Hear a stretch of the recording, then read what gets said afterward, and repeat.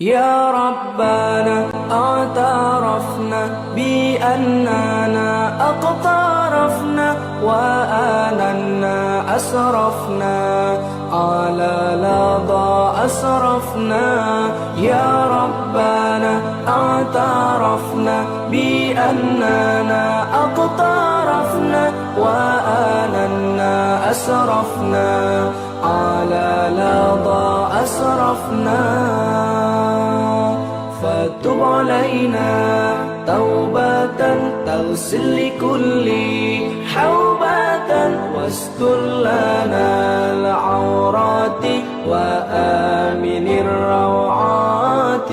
فتب علينا توبة تغسل لكل حوبة واستر لنا العورات وآمن الروعات.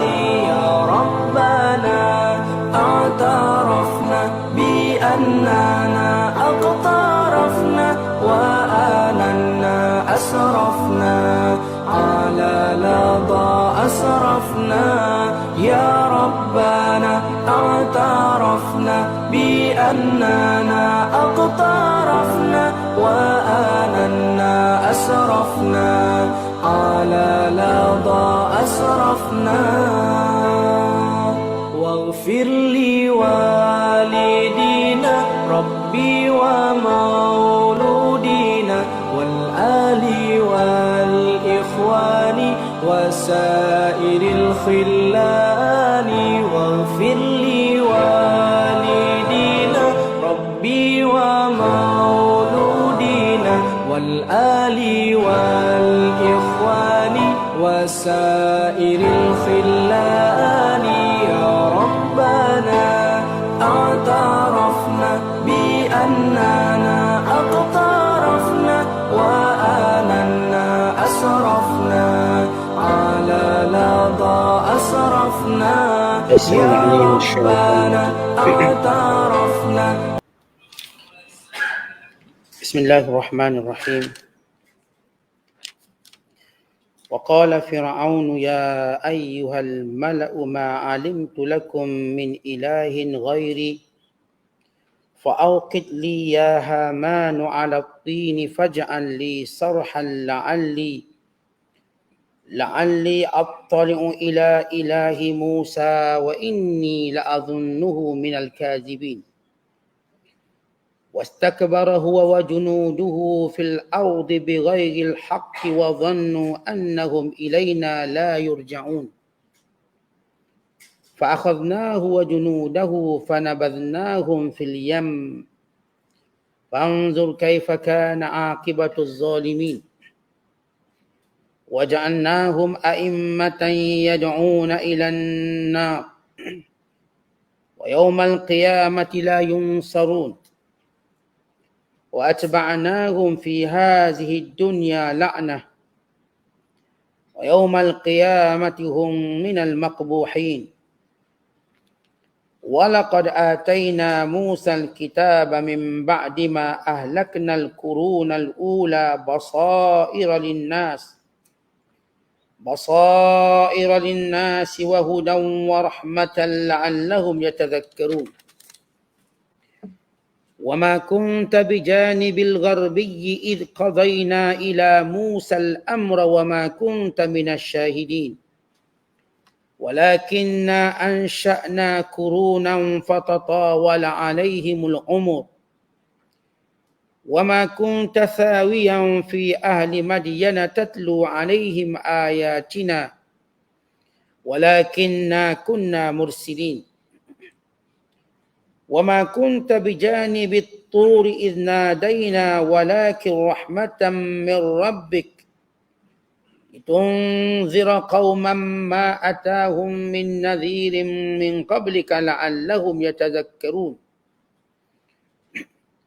ولولا أن تصيبهم مصيبة بما قدمت أيديهم فيقولوا ربنا لولا أرسلت إلينا رسولا فنتبع آياتك ونكون من المؤمنين. صدق الله العظيم. Dan Fir'aun pula berkata, wahai orang-orangku, aku tidak mengetahui ada bagi kamu sebarang Tuhan yang lain daripadaku. Oleh itu, wahai Haman, bakarkanlah untukku batu-batu. Bakarkanlah untukku batu bata. Serta binalah untukku bangunan yang tinggi. Supaya aku naik melihat Tuhan Musa yang dikatakan itu. Dan sesungguhnya aku percaya adalah Musa dari orang-orang yang berdusta. Dan berlaku sombong takburlah Fir'aun dan tenteranya di negeri itu dengan tiada alasan yang benar. Dan mereka menyangka bahawa mereka tidak akan dikembalikan kepada kami. Dengan sebab itu, kami mengepungnya bersama-sama tenteranya serta kami humbangkan mereka ke dalam laut. Maka perhatikanlah bagaimana buruknya kesudahan orang-orang yang zalim.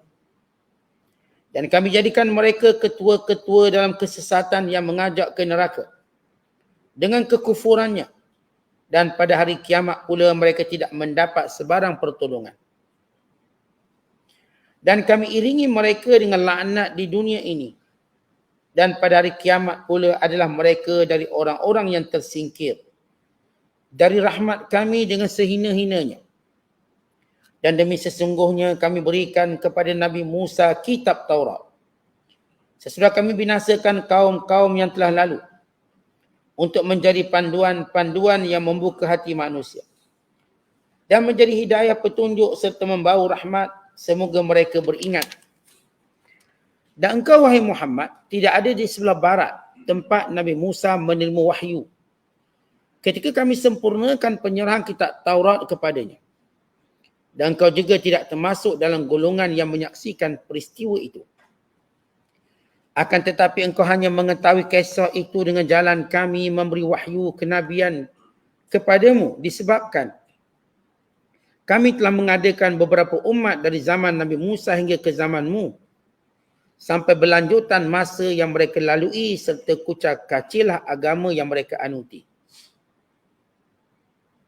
Dan kau pula tidak pernah tinggal bersama-sama penduduk negeri Madian, membaca dan mempelajari dari mereka ayat-ayat keterangan kami tentang hal Nabi Musa di sana.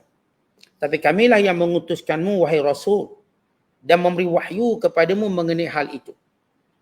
Dan kau juga tidak berada dekat Gunung Tursina, tak kala kami menyeru Nabi Musa dan memberi wahyu kepadanya dahulu. Tetapi diturunkan rahmat Al-Quran dari Tuhanmu menerangkan kisah itu supaya engkau memberi amaran kepada kaummu yang telah lama tidak didatangi sebarang Rasul pemberi amaran sebelummu.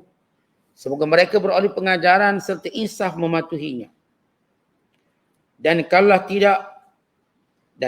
tidaklah orang-orang yang musyrik itu akan berkata, semasa mereka ditimpa bala bencana disebabkan perbuatan kufur dan maksiat yang mereka lakukan. Wahai Tuhan kami, mengapa engkau tidak mengutuskan kepada kami seorang Rasul? Supaya kami menurut ayat-ayat keteranganmu yang dibawanya dan supaya kami menjadi dari orang yang beriman. Tentulah engkau wahai Muhammad tidak diutuskan kepada mereka. Bukan kami terus menerus menyeksa mereka. Masih lagi kita berada dalam penafsiran surah Al-Qasas. Surah yang ke-28 pada juzuk yang ke-20. Bermula ayat 38 sehinggalah ayat 47. Ayat-ayat yang kita bacakan ini merupakan siri terakhir kisah Nabi Allah Musa AS. Yang kita telah ikuti sebelum ini. Bermula kelahiran Nabi Musa AS. Sehingga dijaga dalam istana Fir'aun. Sehingga berlaku peristiwa pembunuhan seorang pengikut Fir'aun. Sehingga Nabi Allah Musa berhijrah ke Madian.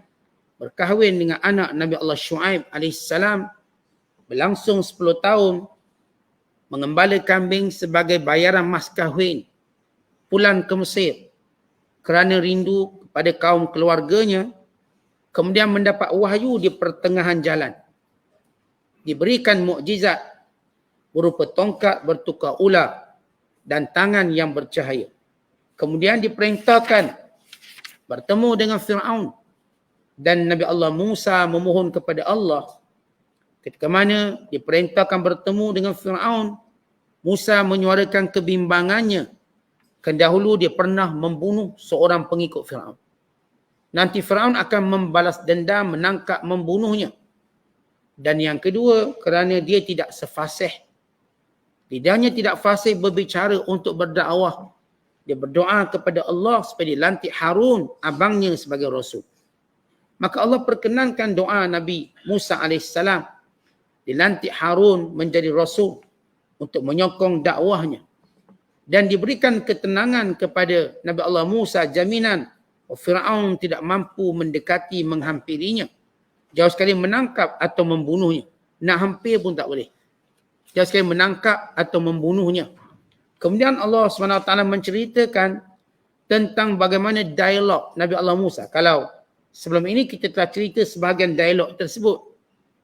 Bila Nabi Allah Musa dan Harun berdialog dengan Fir'aun dan para pemimpinnya dan mendapatkan mukjizat yang diberikan Allah Ta'ala kepadanya, maka Fir'aun mengatakan bahawa ini adalah sihir. Musa AS bercakap dengan penuh adab dengan berkata, Allah mengetahui siapa yang sesat di kalangan kita. Allah lah yang memberi petunjuk. Dan Allah lah yang memutuskan balasan setiap di kalangan kita. Tetapi orang-orang yang zalim tidak mungkin akan berjaya. Maka ayat yang kita bacakan pada malam ini sambungan hujah diskusi antara Musa, Harun dengan Fir'aun dan para pemimpinnya. Kata Allah, wa qala Fir'aun, dan telah berkata Fir'aun, ya ayyuhal malak, wahai para pemimpin-pemimpinku, wahai orang-orangku, wahai pengikut-pengikutku, wahai menteri-menteriku. Perkataan malak memberi maksud orang yang punya kuasa. Yang ini orang-orang yang berkuasa yang menyokong Fir'aun, yang ini menteri-menteri. Ma'alimtu lakum min ilahin ghairi. Setahu aku, yang Tuhannya cuma aku. Ketika mana Musa AS berkata, sembahlah Tuhan yang satu. Yang menciptakan. Yang menciptakan timur dan barat. Yang menciptakan matahari dan bulan. Yang mengawal dunia ini. Tuhanku dan Tuhanmu. Oleh kerana Musa menyeru Fir'aun ke arah mentauhidkan Allah. Maka Fir'aun cuba mendapat sokongan daripada pengikut-pengikutnya. Wahai pengikutku, bukankah Tuhannya cuma aku? Kamu kan semua saksikan. Oh, Tuhan ini cuma aku. Kenapa? Kerana Fir'aun tidak mampu untuk berhujah dengan Musa, maka dia menarik sokongannya melalui pengikut-pengikut dia. Kalau sebelum ini kita ceritakan, dia terus berkata, Musa, kamu ni ahli sihir, bukan Nabi. Kemudian untuk mendapat sokongan rakyatnya, maka dia menghala percakapannya kepada pemimpin-pemimpin yang menyokongnya. Bukankah Tuhan cuma aku? Yang dimaksudkan Tuhan cuma aku, Fir'aun tidak mendakwa dia mencipta apa-apa pun. Tetapi dia mendakwa yang dimaksudkan Tuhan cuma aku, yang wajib patuh, wajib ikut cuma aku. Bukannya ikut perintah Allah, ikut perintah aku. Kerana Fir'aun tidak mampu mendakwa bahawa dia menciptakan langit. Dia menciptakan bumi. Kerana kalau dia berkata demikian, Musa akan kata, kalau kamu memang menciptakan langit dan bumi, cuba cipta satu lagi. Maka otomatik Fir'aun akan dimalukan dengan jawapannya sendiri. Maka Fir'aun maksudkan aku Tuhan, ini artinya yang patut diikuti, yang patut dipatuhi, yang patut disembah aku. Tanpa dia mendakwa kemampuannya untuk buat apa-apa pun. Kan dia manusia biasa. Tapi dia mahu manusia memperlakukannya seperti Tuhan. Disembah, dipatuhi, ditakuti. Maka ini sifat Fir'aun. Sebagaimana Allah Ta'ala cerita dalam surah An-Nazi'at, bagaimana pengakuan Fir'aun bahawa dirinya Tuhan. Lepas dia minta sokongan menteri-menterinya, menteri dah sokong. Kerana menteri semua jaga kedudukan. Kemudian dia minta sokongan rakyatnya. Kadang rakyatnya ada dua golongan. Satu golongan para pengampunya. Satu golongan yang takut akan hukumannya. Lalu Fir'aun demi untuk mengalahkan hujah Nabi Musa AS dihimpunkan rakyatnya. Fahasyara fanada. Dihimpunkan lalu berseru dengan suara yang kuat. Faqala ana rabbukumul a'la. Sekalian rakyatku, Akulah Tuhanmu yang maha tinggi. Fa'akhadhahu Allahu nakalal akhirati wal ula. Maka Allah Ta'ala menghukum semuanya pada pengikutnya yang awal sampai yang akhirnya. Semua ditenggelamkannya. Inna fi dhalika la'ibratan liman yakhsha. Maka kemusnahan mereka peringatan kepada seluruh manusia. Yang duk mengaku Tuhan akhirnya mati binasa dengan cara paling hina. Siapa pun atas dunia dia mengaku Tuhan, dia akan mati dengan kebinasaan dan kehinaan. Maka Fir'aun cuba mendapat sokongan daripada menterinya, kemudian daripada rakyatnya. Kemudian Fir'aun menjawab dengan kesombongannya yang kedua. Pertama dia mengaku dia Tuhan. Padahal tak ada apa pun yang diciptakan, tak ada apa pun yang dihidupkan. Tidak ada pun manusia punya sifat Tuhan. Kerana manusia itu manusia. Lalu dia berkata dengan kata sombong yang kedua, fa'auqid li ya Haman. Wahai Haman, binakan kepadaku alatin dengan batu bata ini yang kukuh maksudnya. Faj'al li sarha, jadikan aku satu menara. Tolong bina satu menara. La'alli, semoga aku attali'u ila ilahi Musa. Aku nak jenguk, aku nak intai mana satu Tuhan Musa. Wa inni la'adhunnuhu minal kadhibin. Aku tahu Musa ni bohong. Bila Nabi Allah Musa kata Tuhanku Tuhan yang maha tinggi. Maka Firaun tengok kalau tinggi duduk kat langit lah tu. Biar aku buat satu menara. Setengah ulama menyatakan Firaun cuma berkata saja tanpa buat pun menara. Macam kita lah orang cakap besar macam tak apa. Saya akan buat benda ni. Saya akan buat. Walau tak buat. Firaun ni nak tengok sombong tak apa. Haman buat satu menara, aku nak intar Tuhan Musa, aku tahu dia bohong. Setengah ulama kata bahawa Firaun telah membina menara tersebut. Membina satu menara.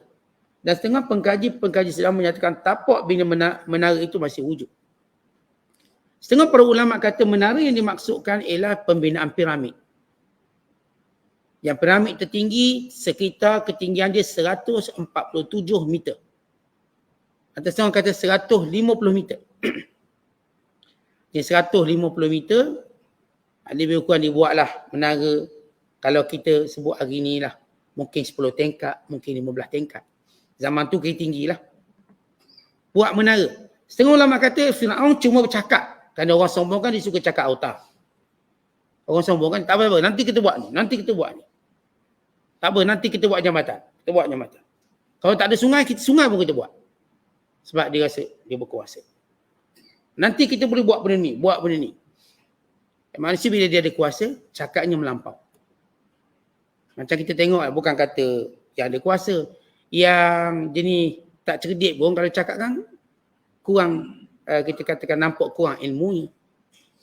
Kadang-kadang orang samsing, dia cabur satu flag ni. Turun belaka lawan dengan aku. Dia punya samsing. Turun 2 orang je, lunyai dah dia. Tapi jenis samsing, tentu kalau orang samsing, dia cabur sekampung. Dia cabur sekampung. Dia cakap bahasa pun bahasa yang nampak. Kita kata gong lah. Realiti dia tak mampu.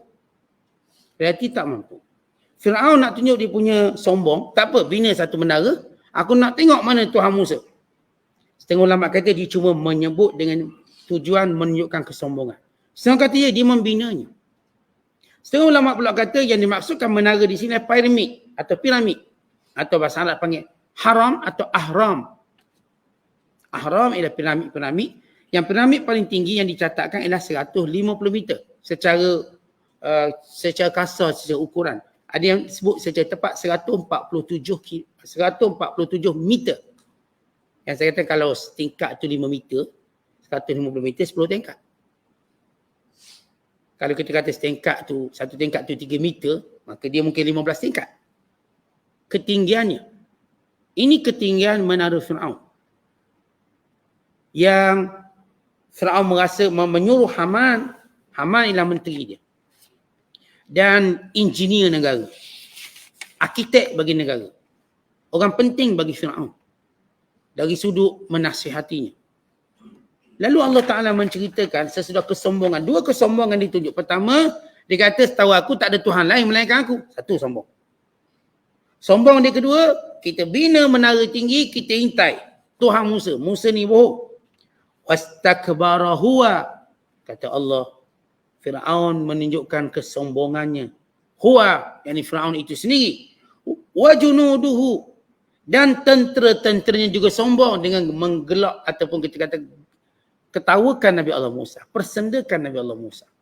Sebab pada pengampu ni, bila bos dia mempersendakan Musa, dia ikut turut mempersendakan. Itu watak pada pengampu dan watak pada penyokong. Fil ardi bighairil haq, sombong di muka bumi ini dengan tidak sebenar. Kenapa? Kerana satu-satunya tempat yang manusia boleh sombong cuma atas bumi ni. Kat lain manusia tak boleh sombong. Dalam kubur, manusia mana boleh sombong dalam kubur? Alam perut, alam janin, tak ada baby pun boleh sombong dalam perut. Akhirat lagi tak boleh sombong.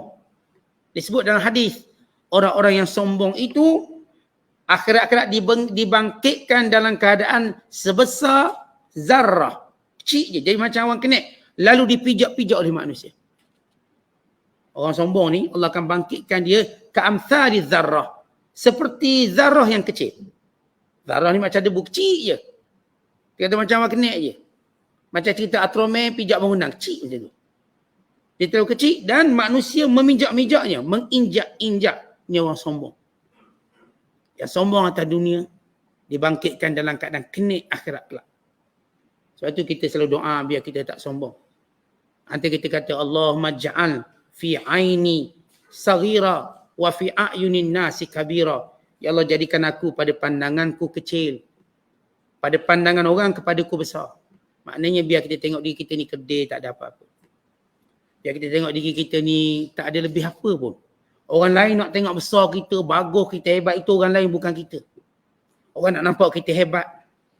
Orang nak nampak kita ni kaya, handsome, itu hadiah lah. Tapi kita melihat diri kita biasa je. Tak ada apa-apa. Sebab tu kita doa pada Allah, ya Allah, jadikan aku melihat diriku sendiri kerdil, saghiran. Allahumma ja'alli fi aini saghira. Ya Allah, jadikan bagiku pada pandanganku aku ni kecil. Dan pada pandangan orang lain besar. Ini antara doa yang kita doakan. Supaya kita tak sombong.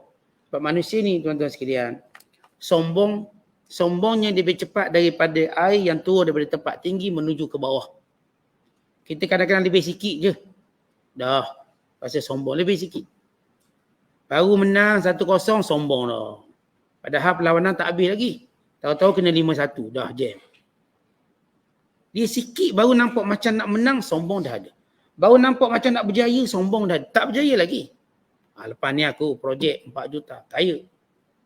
Dah apa? Belum, tapi dah nak. Dia punya sombong dia. Tuan-tuan, kita biar melihat diri kita tak ada apa-apa. Biar pada pandangan kita, kita cuma hamba Allah.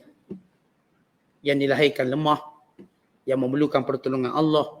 Kalau tidak limpah kurnianya, kita tak ada apa-apa. Manusia yang nak tengok kita ni hebat, itu hal manusia. Itu hal manusia, tapi bukan hal kita. Maka kesombongan Fir'aun, kata Allah, dia sombong atas muka bumi. Sebab saya sebut kenapa Allah sebut muka bumi, kerana tak ada orang mampu sombong tempat lain. Satu tempat yang orang berani sombong atas muka bumi ni lah. Ni kalau masuk kubur dah hilang sombong. Duduk atas muka bumi, ramai orang sombong. Walau sekecil nikmat dia dapat, sombong dah ada.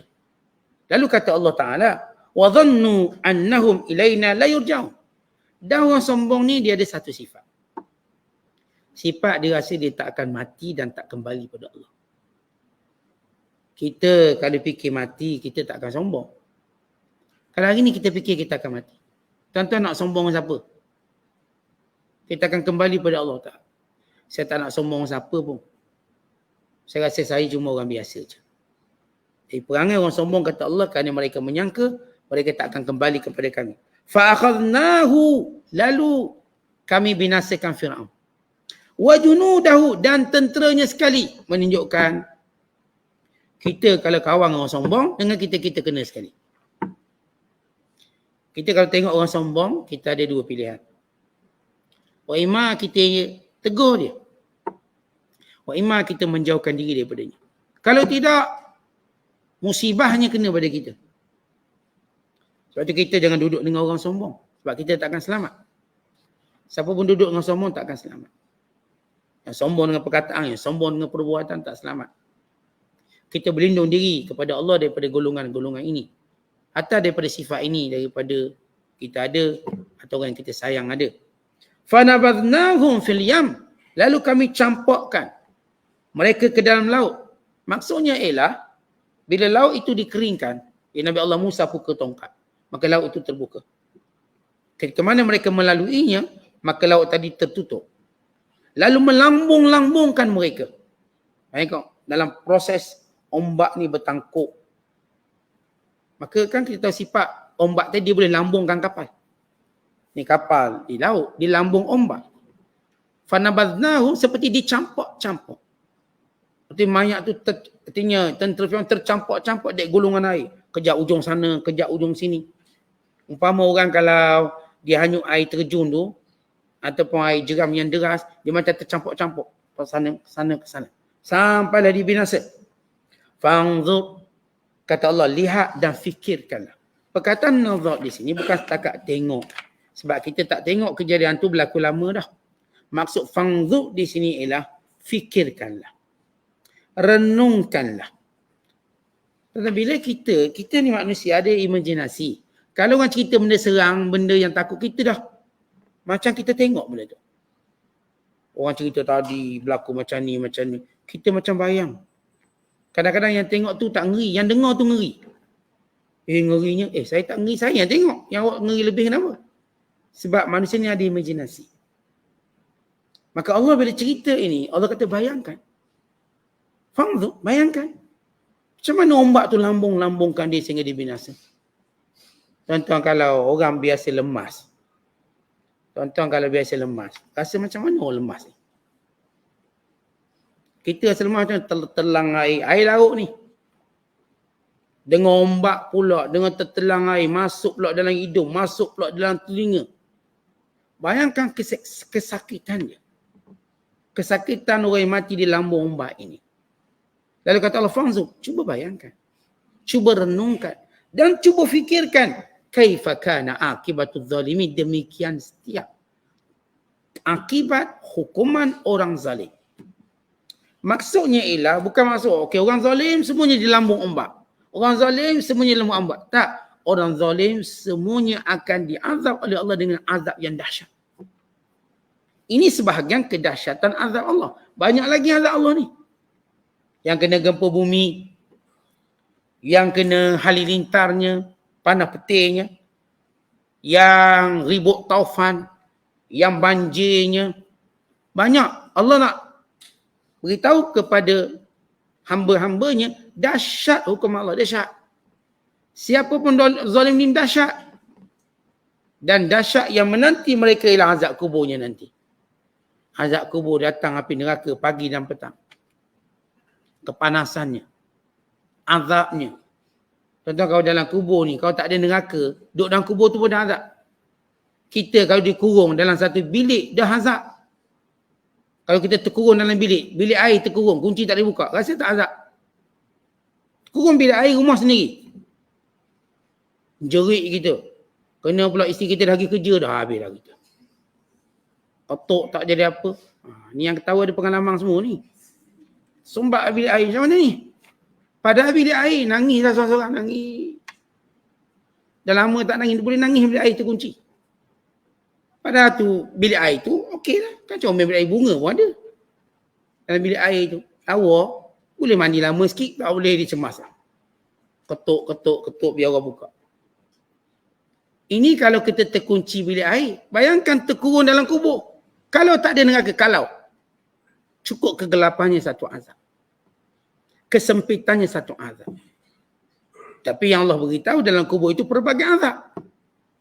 Bagi kaum yang zalim. Supaya orang beriman sentiasa bersedia dengan amal soleh yang akan membentenginya, yang akan mengubah kuburnya menjadi taman syurga. Jadi, seolah-olah nak kata ingatlah azab Allah ni dekat. Tuan-tuan, ajar kita lebih dekat daripada hidup kita. Maksudnya, kita kan duk bayang hidup. Lagi 10 tahun kot, lagi 15 tahun, lagi 20 tahun. Ajar ini sifatnya, bila dia datang, semua manusia rasa macam sekejap datang. Sehingga semua meminta tempoh sikit lagi masa. Dek kerana terlalu cepat dia datang. Dia datang secara mengejut faja'ah. Sebagaimana kita dah jelaskan sebelum ini. Kemudian kata Allah, waja'alnahum, dan kami jadikan mereka Fir'aun, Haman dan para pemimpin mereka a'immatan yad'una ilan nar, pemimpin-pemimpin yang menyeru kepada neraka. Maksudnya kami hukum mereka atas dasar mereka ini pemimpin. Kerana pemimpin dosanya dua kali. Pertama, dosa mereka sesat. Yang kedua, dosa mereka menyesatkan. Dia panggil dhalal wa idlal. Orang nama pemimpin, dosa dia dua. Dosa dia sesat dan dosa dia sesatkan orang. Kemudian kata Allah, kami jadikan mereka ini ketua dalam menyeru ke arah neraka. Maknanya kami gandakan azab mereka dalam neraka. Ganda sebab ni ketua. Kerana mudha'afatul azab, bergandanya azab tadi bergantung kepada bergandanya bentuk kesalahan dia. Sebab itu disebut dalam hadis, man sanna sunnatan sayyi'atan fa'alaihi wizruha wa wizru man amila biha ila yaumil qiyamah. Siapa yang tunjuk contoh perbuatan jahat lalu diikuti oleh orang lain, maka dia akan menanggung dosa perbuatan jahat dan dosa orang yang berbuat jahat kerana mengikutinya sampai hari kiamat. Ini kita panggil dosa jariah. Orang lain buat dosa dia pun tanggung. Sebab apa? Sebab dia penyebabnya. Tapi kalau kita buat baik, menunjukkan contoh yang baik, lalu orang pun buat baik, kita mendapat pahala jariah. Sebab itu tuan-tuan, jadilah selalu orang yang tunjuk contoh yang baik-baik. Kita nak tulis Facebook, biar dia contoh terbaik, orang pun ikut. Kita nak tunjuk satu perangai kita, biar perangai kita biar jadi contoh baik supaya orang pun buat. Saya letak air dekat masjid. Orang dengar, saya pun nak letak jugalah air kat masjid kampung saya, kita dapat pahala jariah. Saya nak letak makanan kat masjid ni. Jumaat orang balik lapar, hari Jumaat dia orang kerja. Lepas tu masuk pulak cepat. Tak sempat nak ke kantin, tak sempat nak kedai makan, kita dah siap makanan. Dia boleh bungkus balik. Bersyukur semua sahabat-sahabat kita ni. Orang kata, orang lain tengok bagus juga idea ni. Kita buat jugalah. Habis semua tempat buat. Dia yang memulakan, dia dapat pahala semua orang ni. Kata sebab dia hidup ni, biar tinggalkan contoh yang baik. Kalau tak boleh orang lain ikut contoh kita, biar anak-anak kita ikut contoh kita.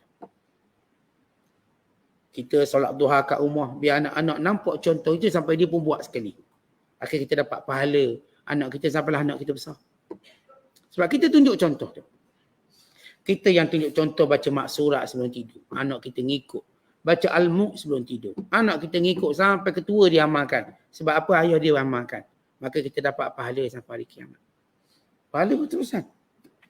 Ini penting tunjuk contoh yang baik. Kemudian kata Allah, wa yaumal qiyamati la yunsarun, dan pada hari kiamat kelak mereka tidak mendapat sebarang rahmat Allah. Yang ini tidak akan diampunkan dosa.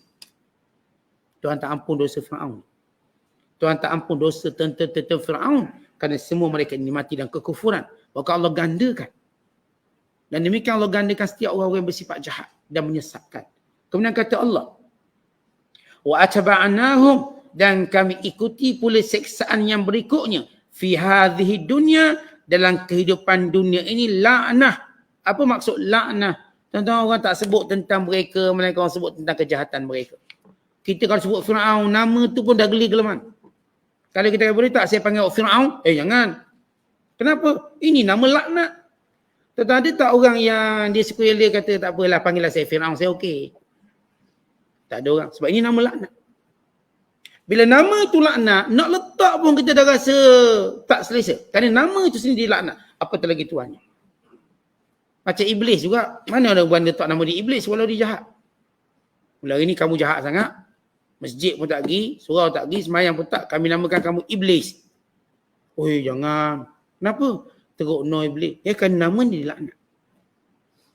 Fir'aun, namanya dilaknat. Takkan ada orang beri nama Fir'aun. Tuan-tuan, walaupun pengkaji-pengkaji Fir'aun yang kagum dengan Fir'aun, mereka pun tak akan letak nama anak mereka Fir'aun. Takkan. Sama juga geng-geng kita katakan munafik ni. Geng munafik. Mereka pun tak berani letak nama anak mereka Abu Lahab. Tak. Kerana mereka tahu nama ni nama yang dilaknat oleh Allah. Ada yang berani letak Abu Lahab. Kalangan mereka yang saya kata tak ada agama pun takkan berani letak nama Abu Lahab. Dia pun tak nama comel juga. Dia tak nama yang lawa-lawa. Ini menunjukkan empunya nama ini dilaknat oleh Allah, sebab itu orang pun tak nak guna nama dia. Seperti apa? Abu Lahab, Abu Jahal, Iblis, Syaitan dan Fir'aun. Fir'aun, maka Allah laknat dia di dunia. Tidak disebut ceritanya, melainkan kita gambarkan kejahatannya. Tidak dicerita tentang tenteranya, melainkan kejahatannya. Ya, bagaimana Allah azab orang ni. Walaupun ditinggal tamadun hebat, piramidnya, segala teknologinya, diiktiraf sebagai salah satu 7 benda ajaib dunia. Tapi orang tetap melihat Firaun ini bukan sejarah yang baik. Cukup Al-Quran menceritakan sejarah Firaun yang jahat ini, yang sombong ini, yang menindas ini. Sehingga setiap kali Quran dibaca, kisahkan Firaun, ia memberi maksud laknat. Tidak cukup azab di hari akhirat kelak. Allah juga telah mengazabkan di dunia lagi dengan lafaz laknat. Wa yaumal qiyamati hum minal maqbuhin. Dan pada hari kiamat pula, mereka di kalangan orang yang tidak akan mendapat apa-apa rahmat Allah. Perkataan maqbuhin, maqbuh ini kalangan orang yang orang Arab sebut qabahah ni, makna huduh, sungguh huduh. Kalau orang kampung sebut huduh sepangkeung ni, maksudnya waqaha ataupun kita sebut sebagai qabuha atau qabuh, hina sungguh. Dalam terjemahan mufradat, ay matrudin al-mub'adin al-mukhziyin, yang dihalau, yang dijauhi dan yang dihina sehina-hinanya. Maka ini disebut makbuhin. Hari kiamat kelak sehina-hina makhluk. Walaqad ataina Musal kitab, dan sesungguhnya kami telah kurniakan kepada Musa akan kitab Taurat. Baik, sesudah Allah cerita Firaun dibinasakan. Dan Firaun ni dia ngaku Tuhan.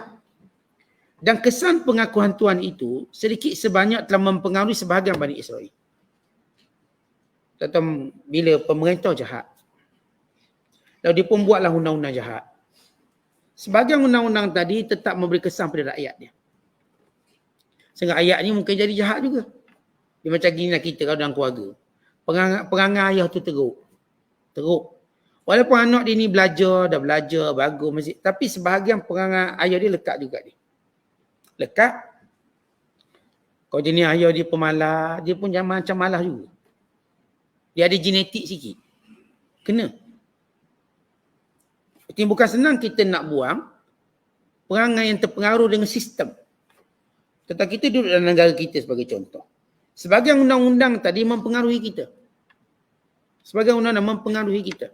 Meninggalkan kesan-kesan pada diri kita. Sebagai contoh. Sama juga apa yang berlaku kepada Bani Israel. Oh ya, mereka ditindas, mereka dibunuh. Tapi sebagian undang-undang Firaun tadi mempengaruhi mereka.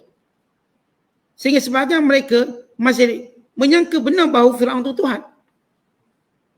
Itu yang jadi mereka nak sembah patung anak lembu.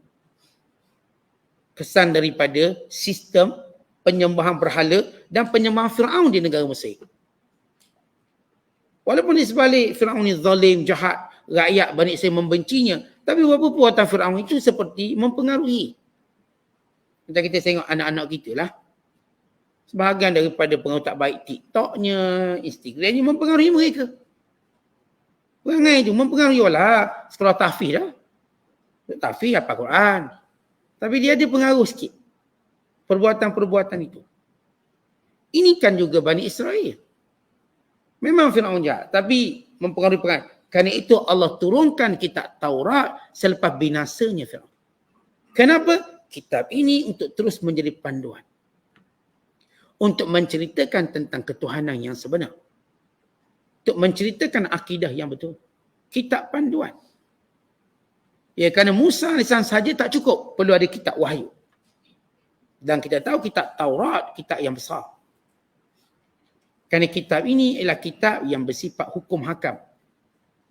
Sehingga ia bukan syariat Nabi Allah Musa, bukan sekadar diguna pakai zaman Nabi Allah Musa, demikian juga zaman Nabi Allah Daud, zaman Nabi Allah Sulaiman, bukan berkekalan sehingga zaman Nabi Allah Isa AS. Sebelum kebangkitan Nabi SAW. Ini kitab Taurat.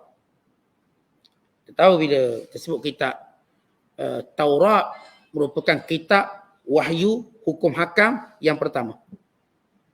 Kemudian kitab Zabur. Yang tahu kitab Zabur ialah kitab yang bersifat nasihat dan zikir, bukan hukum hakam. Sebab itu Nabi Allah Daud walau diturunkan Zabur padanya, dia berpegang pada syariat Taurat. Kemudian kitab Injil.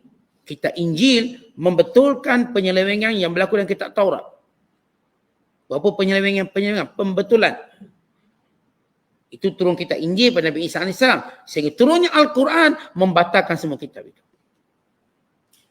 Tapi Allah cerita dulu nikmat kepada Nabi Allah Musa dan Bani Israel.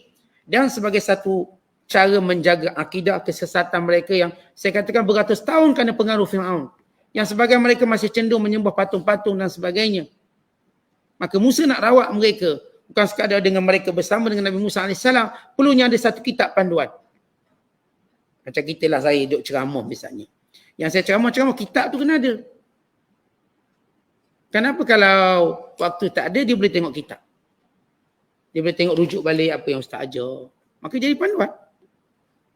Kita mengaji dengan ustaz-ustaz kita. Kalau tak ada kitab, kita pun lupa dengan cepat. Tak ingat. Tapi bila ada kitab, kita merujuk balik. Ada. Lalu panduan tu berterusan. Termasuklah kita pun yang belajar untuk guru kita dulu. Pun kita kena ada kitab. Guru kami, waktu dia ajar kitab dia bersih. Lalu dia kata, saya sebenarnya ada 2 kitab. Satu kitab saya mengaji untuk guru saya akan tulis semua nota di tepi-tepi kitab. Penuh. Jadi dia pun tunjuk kitab dia pada saya. Penuh nota. Dan bila saya ngajar pula awak, saya pakai kitab bersih. Kitab yang tak dicontoh apa-apa. Yang tu muzakirah nota saya. Pada zaman dulu, oleh kerana terhadnya kertas, orang tak ada saling kertas asing, kitab asing. Dulu memang contoh yang atas kitab. Zaman-zaman dulu. Kitab dia tu dicontoh sini, contoh. Kiri kanan penuh. Kita panggil dobek. Dobek ni makna nota. Itu cara mengaji dulu. Tapi bila kitab ni penuh, orang lain tak faham baca, dia je faham. Maka dia pun beli satu kitab baru lain untuk ajar. Kalau dia tak faham, dia akan rujuk balik nota yang ditulis conteng kiri kanan. Maksud saya ialah, kitab tu memang penting untuk panduan. Maka Taurat sebagai panduan, kata Allah, walaqad ataina Musal kitab, dan kami kurniakan kepada Musa kitab Taurat min ba'di ma, selepas mana ahlakna, kami musnahkan. Al-Qurun al-Ula, iaitu kurun pertama yang berkait dengan kurun Fir'aun dan pada penyangak-penyangak pada zaman Fir'aun ini. Kemudian kata Allah, basairan linnas, kata basairan linnas sebagai suatu penjelasan kepada manusia. Basirah, sehingga manusia dapat tengok terang, dapat menyinarkan hati mereka, dapat menunjukkan kepada mereka hakikat, dapat membezakan betul dan salah. Ini sifat kitab, basairan linnas, penyuluh kepada kesamaran, kekeliruan sehingga mereka nampak kebenaran. Penyuluh kepada hakikat sehingga mereka nampak hakikat kebenaran. Kemudian kata Allah, wahudan, dan petunjuk, warahmatan, dan rahmat, yang dapat pahala dengan membacanya, dapat pahala dengan beramal dengannya, masuk syurga dengan beriman padanya, la'allahum yatadhakkarun, supaya mereka sentiasa menjadi peringatan. Baik, dengan turunnya kitab Taurat, kata para ulama, diriwayatkan Nabi SAW bersabda, ma halakallahu qauman bi'adzabin minas sama' wala minal ard ba'dama unzilatit Tauratu ala wajhil ard ghaira ahli al-qaryati alladhina musikhu kiradatan ba'da Musa summa qara'a walaqad ataina Musa al-kitab min ba'di ma ahlakna al-qurun al-ula al-ayat. Kata Nabi SAW, Allah tidak lagi membinasakan mana-mana kaum dengan azab dari langit yang berupa petir, yang berupa azab yang menimpa kaum terdahulu, atau azab daripada bumi. Yang azab yang menyeluruh, yang mematikan semua. Ya, gempa bumi ada. Tapi maksud azab yang menyeluruh sehingga mematikan semua. Tak berlaku lagi azab tadi sesudah turunnya kitab Taurat. Melainkan kata Nabi SAW, pada satu kaum yang berada di Antakiyah yang berubah menjadi munyik, menjadi beruk kerana melanggar perintah Nabi Allah Musa untuk tidak bekerja hari Sabtu. Itu je pernah berlaku. Maksudnya rahmatnya kitab Taurat. Kan sebelum ni kita kisahkan Nabi Nuh. Macam mana kisah Nabi Nuh? Kaumnya dibinasakan dengan banjir besar. Taufan, ribut. Ya, kita cerita kisah Nabi Hud alaihissalam. Nabi Hud, bagaimana kaum Ad dibinasakan oleh Allah dengan turunnya dengan guruh yang kuat Al-Inta sehingga memotong putus jantung mereka. Kemudian kita cerita kisah Nabi Allah Saleh kaum Thamud yang muka wajah mereka berubah sehingga kehitaman, sehingga turunnya azab Allah berupa gempa bumi dan sebagainya, sehingga ribut taufan yang mencampakkan jasad mereka, memisahkan kepala dan badan mereka. Semua kaum Thamud mati. Dan demikian kita cerita tentang kaum Nabi Allah Lut AS. Ini semua sebelum Musa. Kaum Nabi Lut AS bagaimana dibinasakan, iaitu diangkat bumi, dihempak ke bawah, direjam dengan batu-batu api neraka sehingga membentuk tasik laut mati hari ini. Dan bagaimana kisah Nabi-Nabi terdahulu semua dibinasakan, termasuk Nabi Allah Shu'aib AS yang Allah Ta'ala turunkan api dari langit lalu membakar mereka. Mereka ditimpa kemarau bersangatan yang melampau. Tiba-tiba mereka melihat satu teduhan awan. Lalu mereka kata, kita berteduh di bawah awan tersebut. Ia hitam. Barangkali menurunkan hujan. Akhirnya bila mereka berteduh, daripada awan tadi turunnya api membakar mereka. Itu berlaku kepada kaum Nabi Allah Shu'aib AS.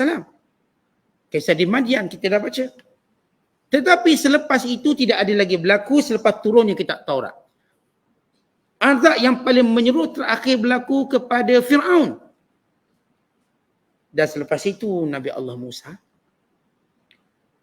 Artinya kejadian orang kafir dibinasakan semua sampai tinggal apa-apa.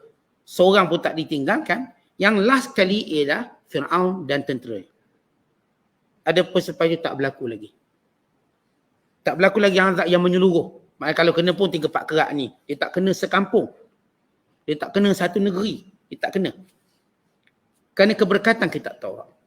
Melainkan kata Nabi SAW. Yang kata ni Nabi SAW. Melainkan satu kaum yang kita dah cerita kisah kaum Antakiyah.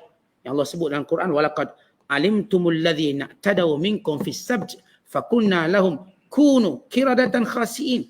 Kamu mengetahui kisah cerita orang yang melampau hukum hakam supaya tidak bekerja hari Sabtu, lalu mereka bekerja hari Sabtu, maka Allah Ta'ala berfirman pada mereka, yang mengazabkan mereka, jadilah kamu beruk-beruk yang hina.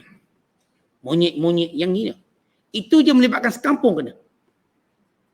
Akhirnya mereka bertukar menjadi monyet selama 3 hari, lalu mereka pun mati. Kerana tidak ada manusia berzuriat monyet. Tak ada. Kerana monyet-monyet yang ditukar tadi, atau bahasa kasarnya beruk-beruk ni, yang ditukar tadi, mereka mula sedih kerana fizikal mereka berubah. Mereka sehingga mereka tak nak makan. Tak nak makan. Bukan kata berubah monyet, kita kalau kaki bengkak pun tak nak makan dah. Bau gaut tak nak makan. Ini tukar jadi monyet. Tengok monyet. Tak nak makan, hilang selera makan. Sedih. Masing-masing termenung menyesal. Dek kekesalan tadi dan tempoh 3 hari mereka pun mati semuanya. Tanpa meninggalkan zuriat keturunan. Kata manusia kan bila dia sedih, mana selera makan? So, ada kawan saya sedih dia makan. Belum sedih lagi tu. Kalau betul sedih orang tak makan. Kalau betul orang tu ada masalah, dia tak selera makan. Bahkan dia tak boleh tidur.